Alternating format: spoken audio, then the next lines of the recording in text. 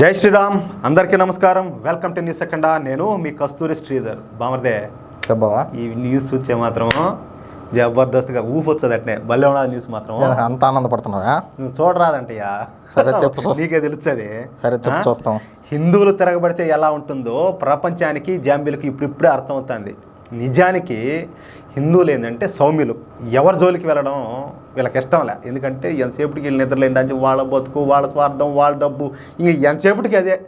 ఎవరు బతుకు వాళ్ళు బతుకుతూ ఉంటారు. ఇంకొకరి జోలికి అసలే బారు. ఎవరి సంపాదన వాళ్ళదిగా ఉంటారనమాట. ఇక హిందువుల్లో ఐక్యత అనేది మనం అసలు ఊహించని విషయం అనమాట. అసలు ఐకమత్యం అనేది వీళ్ళకి తెలియదు. మనం ఇంతకుముందు వీడియోలో కూడా మనం చెప్పుకున్నాం. హిందువులు ఏంటంటే కులాలుగా, వర్గాలుగా, పార్టీల పరంగా విడిపోయి ఉండడం మూలంగా హిందువుల్లో ఐక్యత అనేది ఎక్కడ కూడా కనపడదు. అందుకోసమే రాహుల్ గాంధీ ఉన్నాడు చూడు, ఆ రాహుల్ గాంధీ కూడా మళ్ళా ఈ కులగణన చేయాలని చెప్పేసి పెద్ద ఎత్తున ప్రయత్నాలు చేస్తున్నాడు. ఎందుకు? అవతలు ఉండేవాళ్ళు, ఆ వర్గం వాళ్ళు ఏంటంటే గంప కొత్తగా వాళ్ళు తీసుకుపోయి ఓట్లు దొబ్బుతారు. కానీ ఇక్కడుండే హిందువులను కూడా ఇంకా ముక్కలుగా ఏదో కూరగాయలు కోసినట్టు, కేకులు కోసినట్టు ఇంకా వీళ్ళు ఇంకా విడగొట్టేస్తే అప్పుడు ఆయన బలం ఇంకా పెరుగుతుంది. ఆయన ఈజీగా గెలిచి అధికారాన్ని చేజిక్కించుకోవచ్చు. తద్వారా ఏంటంటే ఈ దేశాన్ని నాశనం చేయొచ్చు. అవసరమైతే ఈ దేశాన్ని తీసుకుపోయి ఏ చైనాకో, అమెరికాకో, పాకిస్తాన్కో ఎవరికొకరికి అంటగట్టేయచ్చు. అది కారణం. దానివల్ల ఏంటంటే పెద్ద ఎత్తున ఎక్కడికి పోతే అక్కడ ఈ కులగణన చేయాలని చెప్పేసి వాళ్ళకి రిజర్వేషన్లు లేవు, వీళ్ళకి రిజర్వేషన్లు లేవు, వాళ్ళకి అవమానిస్తాను, వీళ్ళకి అవమానిస్తాను అని చెప్పి ఇన్ని మాటలు మాట్లాడుతున్నాడే. బంగ్లాదేశ్లో హిందువుల మీద ఊచకోత జరిగితే ఏం స్టేట్మెంట్లు ఇచ్చినాడియా దాని గురించా? మీరేందరూ ఒకసారి ఆలోచించుకోండి.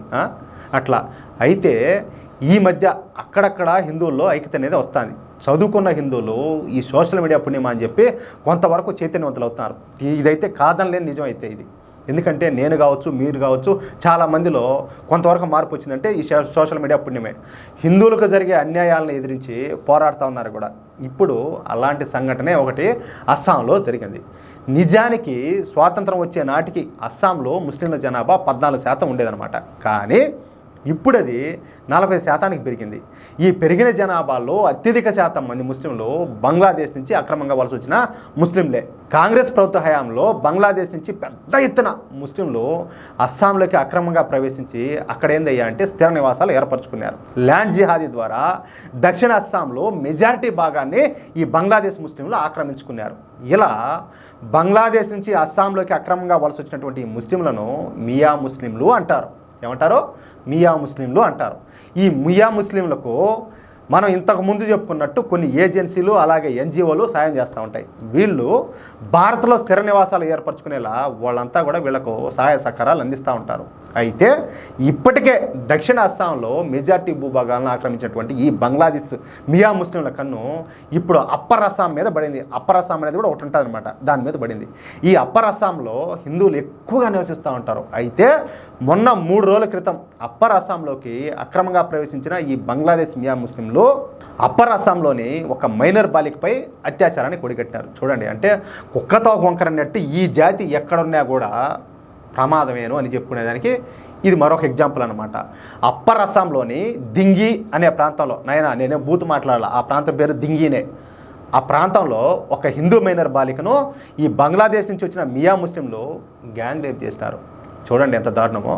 సహజంగా అయితే మన దేశంలో హిందువులు ఈ విషయాన్ని చాలా అంటే చాలా తేలిగ్గా తీసుకుంటారు. ఎందుకంటే ఏదైనా జరిగితే ఆ కుటుంబానికి సంబంధించిన లేకపోతే వాళ్ళ బంధువులు, వాళ్ళ స్నేహితులు బాధపడతారు, కానీ అందరూ పెద్దగా సీరియస్గా తీసుకోరు. కానీ అస్సాంలోని హిందువులు మాత్రం ఈసారి ఈ విషయాన్ని తేలిగ్గా తీసుకోవాలా. ఈ విషయం మీద అస్సాంలోని మొత్తం 30 హిందూ సంఘాలు కలిసి ఒక అతి పెద్ద పంచాయతీని ఏర్పాటు చేసుకున్నారు. ఈ పంచాయతీలో అప్పర్ అస్సాం నుండి బంగ్లాదేశ్ మియా ముస్లింలు వెళ్ళగొట్టాలని చెప్పేసి ఒక సంచలన నిర్ణయం తీసుకున్నారు.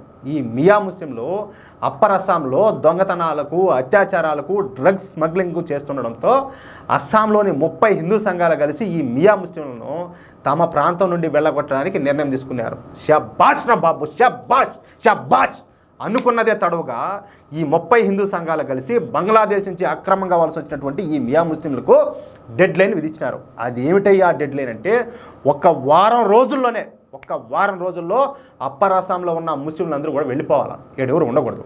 అప్పర్ అస్సాంలోకి అక్రమంగా ప్రవేశించిన మియా ముస్లింలు అందరూ కూడా తిరిగి బంగ్లాదేశ్కి వెళ్ళిపోవాలి, లేదంటే పరిణామాలు తీవ్రంగా ఉంటాయని చెప్పేసి కఠినమైన హెచ్చరికలు అయితే జారీ చేశారు. అంతేకాకుండా అప్పర్ అస్సాంలోని వ్యాపారులందరికీ మియా ముస్లింలను తమ వ్యాపారాల నుండి మియా ముస్లింలను ఇప్పటికిప్పుడే తొలగించాలని చెప్పేసి ఒక అల్టిమేటం కూడా జారీ చేసినారు. అంతేకాకుండా ఈ మియా ముస్లింలకు ఎవరు ఇకపై స్థలాలను అమ్మరాదని ఒక తీర్మానం కూడా చేశారు. షబ్బాష్ రా బాబా, అబ్బా అబ్బా అబ్బా, ఇదేరా కోరుకుంటుంది స్వామి.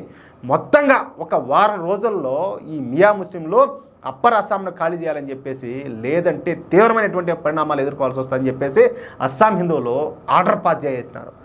దీంతో భయపడిపోయిన బంగ్లాదేశ్ నుంచి వచ్చిన అక్రమంగా వలస వచ్చినటువంటి ఈ మియా ముస్లింలు, ఈ జాంబీగాళ్ళు అప్పర్ అస్సాం నుంచి తట్టా బుట్టాని చదువుకొని బండి అనక బండి గట్టి 16 బండ్లు గట్టి అన్నట్టు అంతా కూడా అంతే దొబ్బేస్తున్నారు.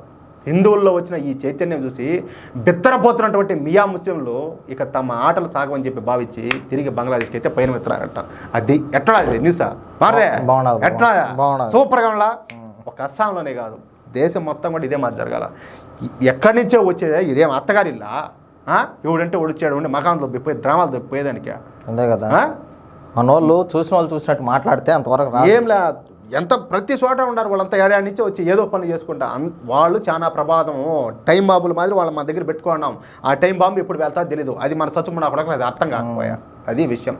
ఈ వీడియోపై మీ యొక్క అమూల్యమైన అభిప్రాయాలను ఖచ్చితంగా ప్రతి ఒక్కరు కూడా కామెంట్ రూపంలో తెలియజేయాలని చెప్పి కోరుకుంటూ, అలాగే ఈ వీడియో నచ్చితే దయచేసి లైక్ చేయడంతో పాటు మీకు ఎంతమందికి వీలైతే అంతమందికి ఈ వీడియోని షేర్ చేయండి. ఈ విలువైన సమాచారం, ఈ సంతోషకరమైన సమాచారం 10 మందిలో మార్పు తీసుకొచ్చేటువంటి ఈ న్యూస్ ప్రతి ఒక్కరు కూడా తెలియాలా. అందులో మీ సహకారం మాకు ఎంత అవసరం. ప్లీజ్ సపోర్ట్ చేయండి.